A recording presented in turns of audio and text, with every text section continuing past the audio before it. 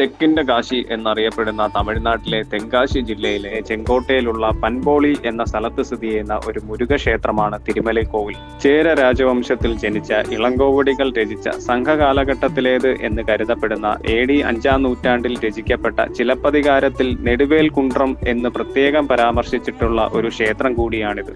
അല്ലു അർജുൻ നായകനായ Pushpa the rice എന്ന മൂവിയിലെ ഷൂട്ടിംഗ് ലൊക്കേഷനുകളിൽ ഒന്നുകൂടിയാണ് ഈ ക്ഷേത്രവും ക്ഷേത്രത്തിനടുത്തുള്ള സ്ഥലങ്ങളുമൊക്കെ. കേരളത്തോട് അതിർത്തി പങ്കിടുന്ന പശ്ചിമഘട്ട താഴ്വരയിൽ നിന്നും അല്പം മാറി ഓം ആകൃതിയിലുള്ള ഒരു കുന്നിൻ മുകളിൽ ഏകദേശം 500 അടി ഉയരത്തിലാണ് ഈ ക്ഷേത്രം സ്ഥിതി ചെയ്യുന്നത്. വിശാഖം നക്ഷത്രജാതരായിട്ടുള്ളവരുടെ നക്ഷത്ര ക്ഷേത്രം കൂടിയാണ് ഈ ക്ഷേത്രം എന്നാണ് അറിയാൻ സാധിച്ചത്. ഈ ക്ഷേത്രത്തിലെ പ്രധാന ആരാധനാമൂർത്തി അല്ലെങ്കിൽ പ്രതിഷ്ഠ മുരുക ഭഗവാനാണെങ്കിലും ഇവിടെ മറ്റൊരു പ്രധാന പ്രതിഷ്ഠ കൂടിയുണ്ട്, തിരുമലൈ കാളിയമ്മൻ. ക്ഷേത്ര നടയിലേക്ക് എത്താൻ 2 മാർഗങ്ങളാണുള്ളത്. ഒന്ന് റോഡ് മാർഗവും പിന്നൊന്ന് സ്റ്റെപ്പുകൾ കയറിയും. ക്ഷേത്രത്തിനടുത്തേക്ക് നടന്നു കയറാനുള്ള സ്റ്റെപ്പ് മാർഗമാണ് ഞങ്ങൾ തിരഞ്ഞെടുത്തത്.